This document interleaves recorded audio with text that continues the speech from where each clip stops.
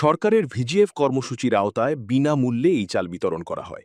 সরকারি বরাদ্দ অনুযায়ী এ সহায়তা কার্যক্রম নিয়মিত চলমান থাকবে এবং হতদরিদ্র পরিবারগুলো যাতে সঠিকভাবে এই সহায়তা পায় তা নিশ্চিত করতে কর্তৃপক্ষ সতর্ক রয়েছে।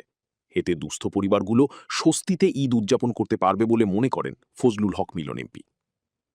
কালীগঞ্জ গাজীপুর প্রতিনিধি মোহাম্মদ শাহনেওয়াজ জানান, পবিত্র ঈদুল আজহাকে সামনে রেখে গাজীপুরের কালীগঞ্জ সরকারের ভিজিএফ কর্মসূচির আওতায় বিনামূল্যে ১০ কেজি করে চাল বিতরণকালে গাজীপুর ৫ আসনের সংসদ সদস্য আলহাজ একেএম ফজলুল হক মিলন এসব বলেন।